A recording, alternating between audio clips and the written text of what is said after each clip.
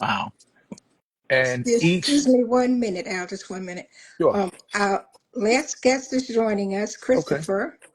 And so we're all here. We had a great connection. And I'm going to Hmm. start a little before 4 o'clock because I don't want to lose the audience that we do have. So, Al, you go ahead. And I just want everybody to know that we will be starting, but I just wanted to make sure that we all got on, we connected smoothly, Hmm. and I'm happy. Hmm. So go ahead, Al. No, it was, Hmm. so they had like I said, the eye doctors, then they had a good fit for sneakers.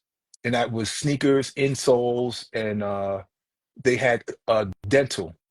So yeah, they had dental, then they had a mental health booth that taught them how to um handle stress, anxiety, whether it be through, meditation, stretching, using words, different things to help calm down their stress or anxiety. And it was in this one building, it was just like a one-stop shop for everything. And if they found something that needed attention after the games were over, they connected them with somebody in their country who was able to provide services, which was really interesting. Yeah, That is interesting. yeah. Christopher, can you just put your phone down a little bit so that you can be in the box completely? Okay, Yeah. that's great. Yeah. Hmm. That's perfect. You can even bring it up a little more if you want. Okay, great. Yeah, but it was a great trip. And then the other part of it was I'm really getting ready to launch a entertainment company. So there was that piece where I got to meet, like I said, the Shriver family as well as some other dignitaries and introduce the company, and that went That's really well. pretty cool. Yeah, Mhm. so that went well, and of course the food. Yes. I, Renal I've, healthy, I'm sure. I've never been to Italy, but that's one of my bucket list things that I want to do. Yes. And I just want to be in a gondola. I think I'm saying it Oh, right. a gondola. Yeah, it's called a gondola. Gondola. Gondola. Hmm. Okay. Hmm. I can see I haven't been in it because I don't even know how to pronounce it. But Oh, that's all right. Well, you wasn't off. You wasn't. You but wasn't I'm off. really looking forward to that. That always looks so much fun. And you're going right through a town, you're not Yes. out in water where you can't see Yes. anything but water. So that's always one of my bucket list things to do. No, and you enjoy the food. Oh, Um, I enjoy all food, so mhm. but yeah, I'm looking forward to that. Well, everybody, if you just joined us, we got about 3 or 4 minutes and we will definitely go live. We just all wanted to connect earlier Mhm. to make sure that we could give you the full half hour.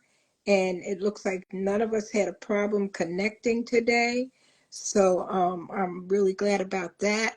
And like I said, we'll start about 3:59 because Okay. so that'll be about 2 minutes. Okay. Okay. Okay. And I'm just going to refer first names, okay, everybody? Is that Mhm. all right? Okay. That's fine.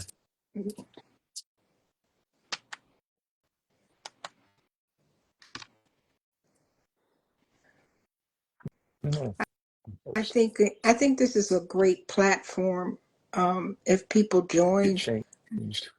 uh, Hmm. would you Oh say? no, Oh, no, I I was thought you. talking. No, no. Oh, okay. I was just saying that, Yolanda, if you are still on, Hold in the on co- once. okay, She was talking to you. yeah, in the comments, if you could Oh, just put like maybe in about 10 minutes how they can join DPC. go ahead. Nancy, hey, you want me Oh, to go you're into the chat there. now? Okay. Yes. Okay, wait, Hey, like in about 10 minutes, if you okay. could just put in the comments, Okay. how to join our Yes. organization. Okay. Okay. Hey, Thank Derek. Hey, Christopher. Hey, Yolanda. Hi, How Doing you Yolanda. doing? an amazing job. I'm so excited. I am too. All right. I'm going to go to the Well, chat now. thank you. You got Thank it. you. Yep. Yolanda's so supportive, very supportive, great person. So I love it. I'm going to start in about 1 minute. Um, I do hope we get a good audience today because your stories and your journeys can really help somebody else, because oftentimes we think that we're in a situation by ourselves, but there are so many people going through what we're going through. And, because sometimes you say, this didn't happen to anybody but me, but not. There are so many like stories, so many people, people can understand our story Right. once they hear our story. But if you've lived it like we have and you talk Mhm. to another dialysis patient, they Mhm. know what you're talking about, Right. you know? Because Right. people say, oh, I understand, but you don't really understand unless you did this. And we can all say that, been there, done that, got the t-shirt, right? So, Wait, we Right. get T-shirts? yeah. So I'm going to start in 1 minute, Oh, okay? 1 minute. okay. If you just joined us, we will be starting in 1 minute.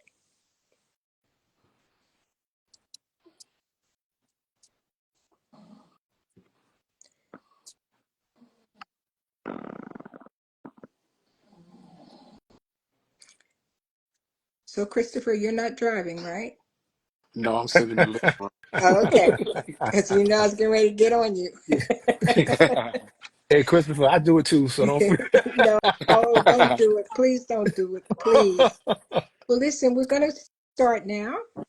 Good afternoon, everybody. Thank you for joining us. We are so appreciative. My name is Nancy Scott, and we are representing Dialysis Patient Citizens Education Center. All of us have either been on dialysis and had a transplant, and we feel that when we tell our stories, it can help someone else. I am a transplant patient. I have another transplant patient, and I have two patients that are on dialysis. They are going to give you a brief overview of their journey, of their diagnosis, when they went on dialysis and got a transplant, either or. So at this time, I'm going to bring to you Derek Powers. Derek is a transplant patient and a patient ambassador with Dialysis Patient Citizens. You want it So, Derek, you have here? the floor. Hi. Well, I'm Derek Powers. I was diagnosed with MPGN number 2 when I was 9 years old. So I've lived with end-stage renal disease for 27 years. Mm, After my diagnosis, I started on peritoneal dialysis and did that for many years, just doing manual exchanges. And then I switched to the cycler and started doing nocturnal exchanges overnight and did that for a few years. And then in my teenage years, I got a transplant, and my disease is reoccurring, and I had my own faults and didn't get to keep it for only 3 years, and then it failed and got back onto dialysis. And at that time I Mm. was back into in-center hemodialysis, which I thought was way better than peritoneal dialysis. And then I did in-center hemodialysis for nearly 17 years, and then and didn't really have too many major issues with that. And in 2022, I got a kidney transplant on Christmas Day, mm, and it Mm. lasted 11 months. And my disease came back again and caused it to fail. And Mm. then now after going back into the in center and doing in center, after about a year of that, I worked on some stuff and got the training complete to do home hemodialysis. And so I've been doing home hemodialysis for maybe 8 months or so. And I feel like I've been really successful on home hemodialysis. All my numbers are pretty normal, and I'm really stable. And as far as like my goals on dialysis, my goals are to stay as stable and healthy as possible, without taken too many prescription drugs and ended up in the hospital or anything like that. mm-hmm, Um, but home hemodialysis has been really kind of freeing for me, because I've been able to go on a lot more vacations and trips that I really was never able to go on to, or had to sacrifice more to be able to do in the past. But now I can go basically anywhere and do solo dialysis and lug Mm, my machine around with me, and get the Hmm. packages delivered and everything. So that's been really really life changing. And I think it's a great way to get dialysis if that's the only option. So with just a little bit of light exercise and diet, I feel great. And even for mm, 27 years at 36 years old, I feel pretty good, and I'm happy with my overall health. And I would say that, I I have found difficulties balancing like work and life and social life and everything along with my health care throughout my life. But I really have to just say thanks to all the people out there who have been mhm, supportive. I probably wouldn't be where I'm at today without a supportive group, and the people that love and care for me. So that's all been really important. And yeah, I mean, that's kind of my story. And Now, I heard you mention the initials of your diagnosis. What mhm. exactly do those initials stand for? Oh man, okay, so it's mono. One second, I got it somewhere. Hmm. I don't want to put you on the spot, but just in case somebody else has that, Yeah, it could be very it's helpful. membranoproliferative glomerulonephritis type 2. Okay, so explain it to me like I'm a 6-year-old. So basically the glomerular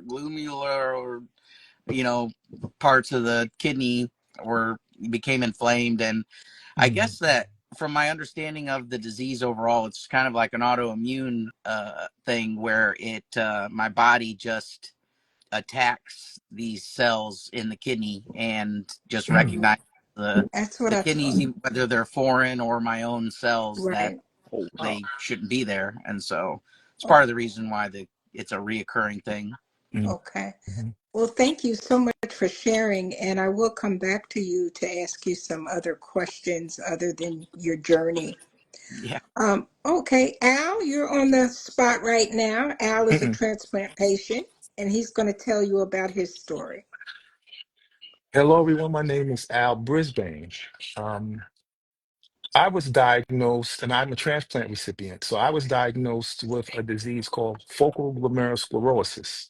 And I was diagnosed late in my late 40s. Um, and what that disease is, when I was born, my kidneys weren't growing with me. So I'm a 6'4" uh, guy. I was an athlete, and what was happening is the my kidneys weren't keeping up with the growth in my body, and so what happened was, as creatine is a protein, so my kidneys weren't Mhm. cleansing, so that caused scarring of the kidney. And from the time I was born up until, like I said, my late 40s, there was a lot of damage, strain on the kidney. Mm. So I was told that dialysis might be in my future, and that's something that I tried to not do. And I just kind of really ramped up the exercises. I was told to not lift weights anymore because I did lift weights. I played basketball and you know, college, high school. Um, so I was compliant. I did that, but the body was doing something else. Um, I lost weight, and again, the body does what it does. So I started dialysis in 2016, and that was a year. So I asked for, some time to try to fix this myself. My doctor and we were a very close relationship. We worked together, and in 2016, I um I had to start dialysis. So the fistula was put in my arm. My mother was on when I was diagnosed. My mother had been on dialysis for 11 years.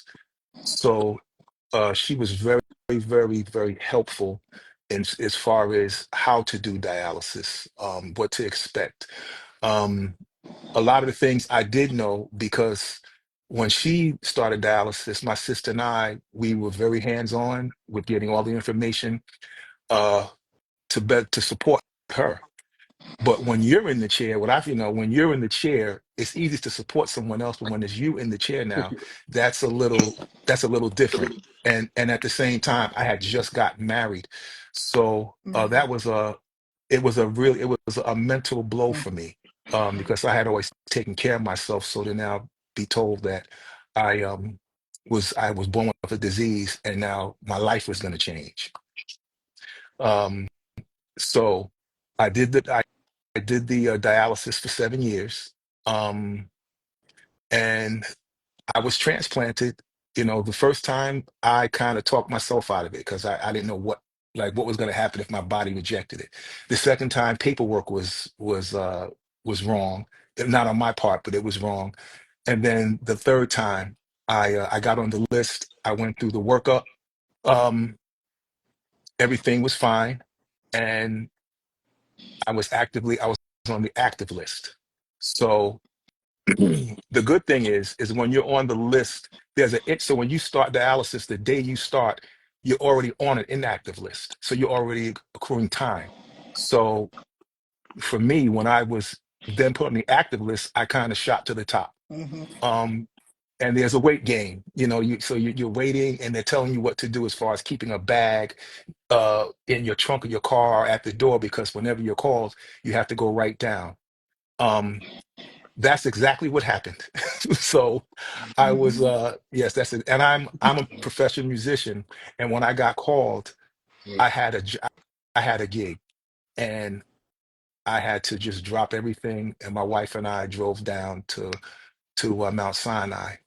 On the way there, 40 minutes out, the gentleman that was going to be the donor, uh, he had not expired, so none of the organs were good. So we drove back home, and there was another kidney available, and I they called, and I came back down, and I got and I everything went well. And even then, Miss Nancy, thank you. Because and so Derek talked about support, and Miss Nancy was very, very supportive in making a decision to take the kidney. So thanks again.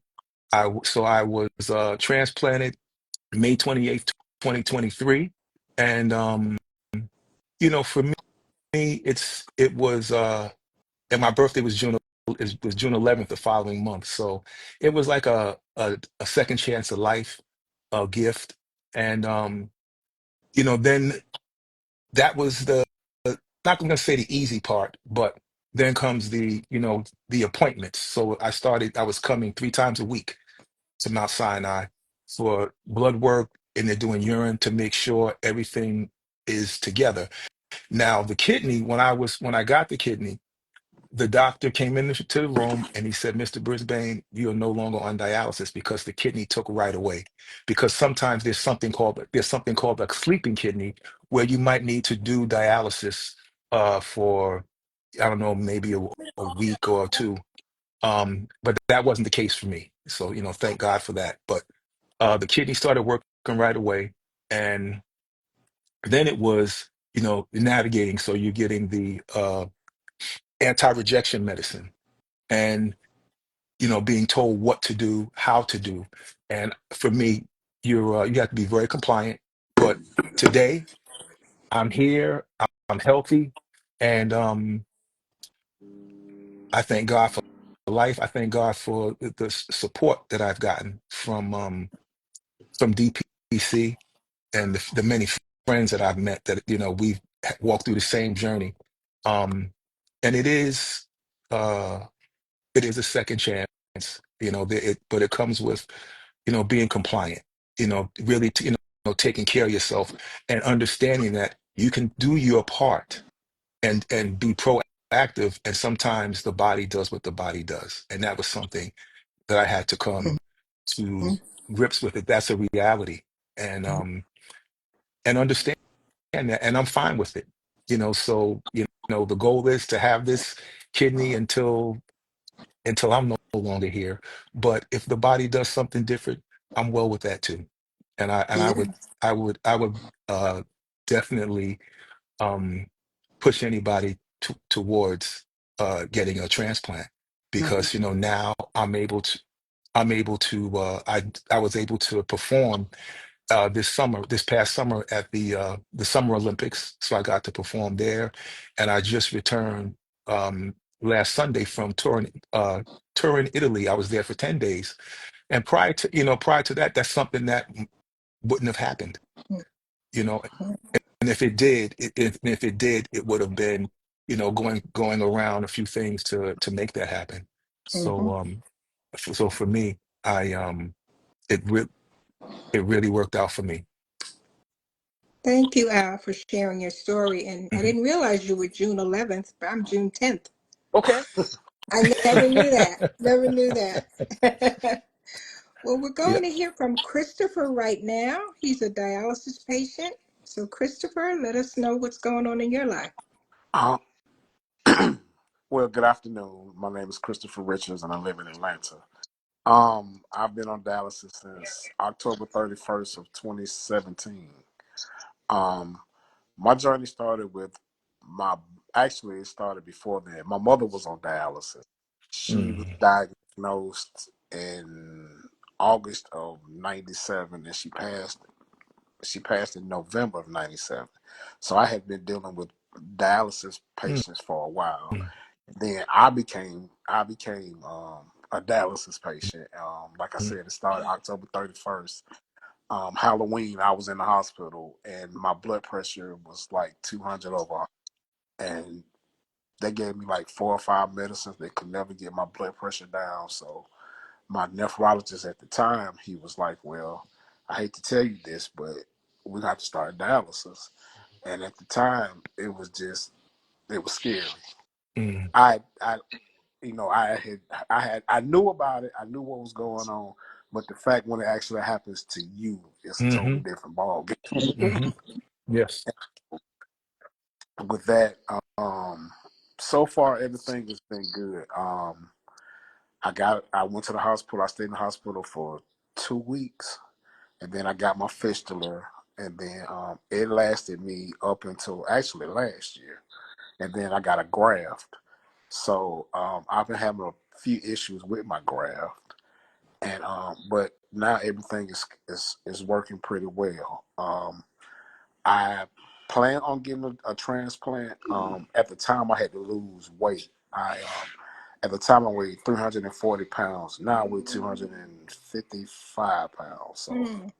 I actually just talked to the transplant team at Piedmont Hospital yesterday, and I'm getting ready to start their process for my transplant. So I'm thankful for that. So um, it's been a long journey, and also when I first got on dialysis, I had a 5-year old. Now he's 11. He's going on 12. So that was a lot dealing with a small child, and then me going on Sure. dialysis. It was just a lot, but I dealt with it, and I'm doing pretty good. Well, I'm glad to hear that. That's a great, great story. All of you have great stories. But as you can see, I said I was going to have two dialysis patients and two transplant patients on the live today. Uh-huh. The other transplant patient is me. I am the education project manager for dialysis patient citizens, but I am also a retired nurse and a school teacher. Oh wow. I retired when I was 50 years old. And if you add this up, you're going to kind of know how old I am, but I'm not telling you. But anyway, I was going to travel the world. And I found out one day I just couldn't see. Everything was white. And I had been a diabetic for many years and I had controlled it through diet. So I went to the emergency room because that's how nervous I was. And a nurse. Now, a nurse is your worst patient, but there was no way that I could be sick. So I went in there and they kept asking me, "Do you have kidney problems?" I said, "Why are you keep asking me that?" And on and on and on. This is on a Saturday morning. By Monday morning, I was a full-fledged dialysis patient. They inserted a catheter that morning, and there I was on dialysis. And I didn't hear anybody say this. And I did say, Christopher did say that he was afraid. I was angry. And why I couldn't I couldn't place that anger. I couldn't place if I was angry at this doctor that was telling me something that was not true, or was I angry at myself? And finally, I realized I was more afraid than angry. And I was on dialysis, and because I had been a chaplain at my local hospital, they allowed me to dialyze there for 6 months. Well, in that 6 months, I also found out that I had breast cancer. So I was on dialysis and chemotherapy at the same time. Oh, wow. I did not lose the breasts. I've been in remission now for 14 years. But because I had cancer as well, I had to wait 7 years to get a transplant. And that was fine. And I got a call one day, my first call, and they said, Nancy, get ready. You know, we have a kidney for you. And I got that kidney in 2011, and it is now 2025. So I've had that kidney now for 14 years, and I have a creatinine of 1.2. So that doesn't always happen. And of course, we know that kidneys don't always last. And I don't concentrate on this kidney failing. I just concentrate on how healthy I can be. And I think my whole purpose of wanting to get together with the three of you is for us to portray that life does not stop because we're on dialysis. And I see Derek, who's doing this for 28 years. Al did it. Christopher did it. But they all seem to have this urge to keep going, to know that it's better, it's going to get better. And I think that's one of the things that we need to encourage people that are listening to us, as well as people that are undergoing this. And Derek said to me yesterday, he said, I just want to serve. I want to do as much as I can do. And I can truthfully say to you that DPC saved my life, because I used to go around speaking. And finally, at that time, the person who was the CEO at that time, executive director, asked me to speak in Pittsburgh for him. And I had never heard about the organization, but I did join the organization.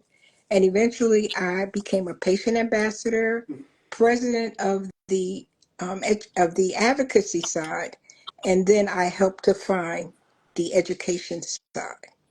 So all of this has been a span of 18 years that I've been affiliated with DPC, and it gave me a meaning, a purpose, to know that when I went on Capitol Hill, it wasn't just about me; it was for others like me. And I think when you do get the chance to come to DC, and I think Al and Derek have both been. Have you been yet, Christopher? Actually, I was able to go my first Well, year. great. So I've been there a little. I've been with DPC a little over a year, and I was able to come my first year. Right, right. And, we find out, because when I heard the word end stage renal disease, END, I said, okay, this is it. I'm done. It's over. But that's what we have to make sure that we get the word out that no. And I'm going to try to look at some of the comments. A couple of people have asked to join, but I can't really let anybody else into this little box we created here. So we have to deal with the four of us.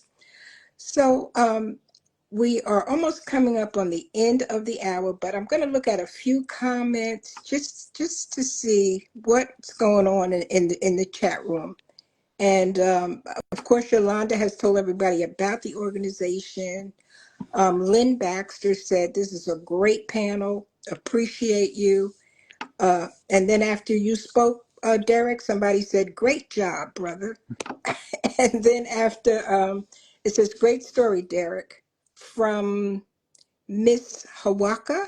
Does that ring? Mishawaka. Yeah, that's my Mishawaka. home center. That's the center where I do Well, dialysis. they tuned in. Um, they said Derek is a personal hero. Happy you're here. Great job. And that was from Liz Powers. Does that ring a bell to you? Yeah, that's my sister. And then, oh, great, great. Okay. And then Lynn Baxter said, sharing is caring. Health is wealth shared. And then Pugh, I think it's Dortha Pugh. Hello, warriors. The video kept freezing on her end. She said she may have to replay afterwards. Yes, you can definitely look at the recording, Dortha. That way you can see it from the beginning. So as you can see, the people that tuned in stayed with us, and I'll read one more from Jennifer, who is always with us, and she said exactly, just because it's called dialysis doesn't mean you are going to die. Dialysis gives us the opportunity to live. And I'll tell you another thing about renal disease: it humbles you.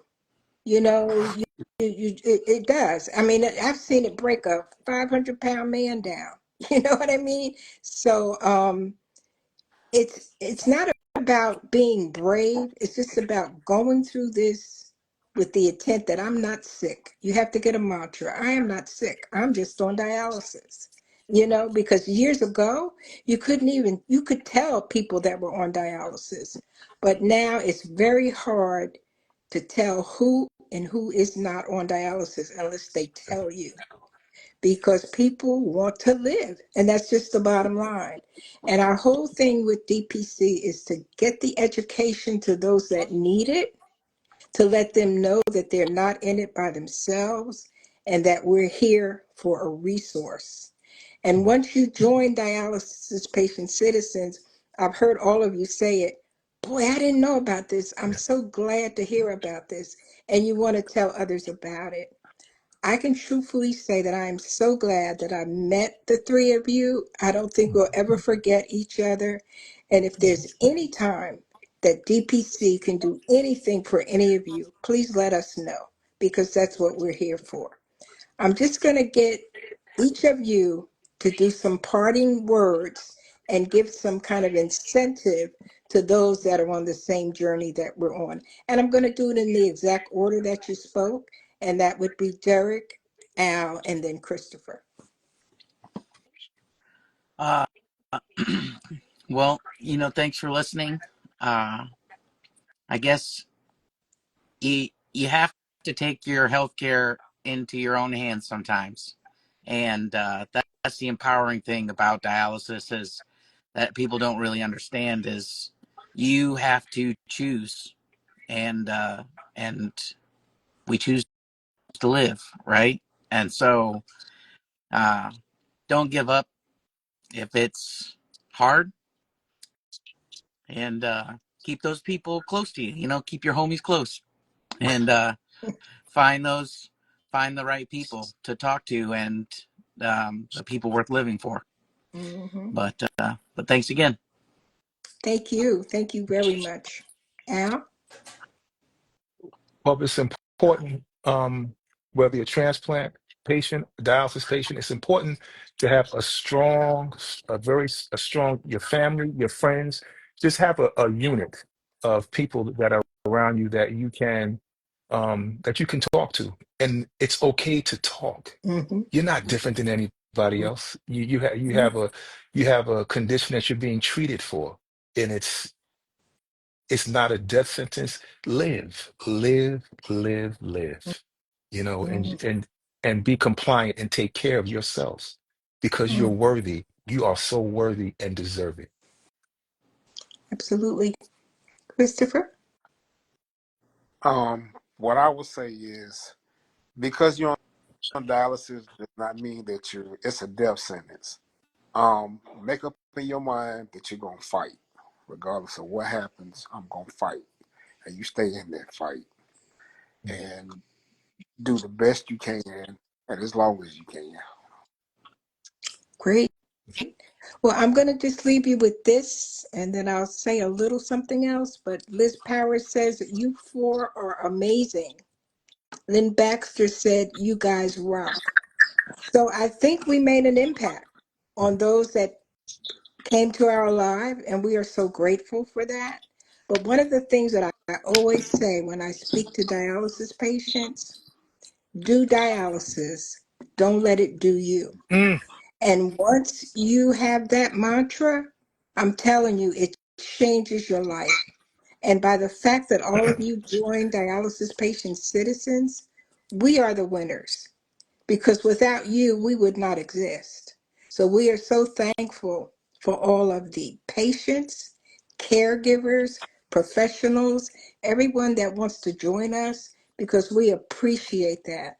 And I cannot tell you guys today how thankful I am that you were so transparent, because believe it or not, not everybody wants to even talk about this story. And I know when I first started telling my story, and I'm a strong woman, I think you can tell that. I used to cry. I used to cry because it was so emotional that this was happening to me. But as time went on, you get stronger and stronger. And I think that's what all three of you have proven today. So again, thank everybody for watching. Thank you guys, and everyone have an exceptional day. Thank you all for joining, and take care. Thank you. Thank you. Mhm, Yep. Thank you. mhm.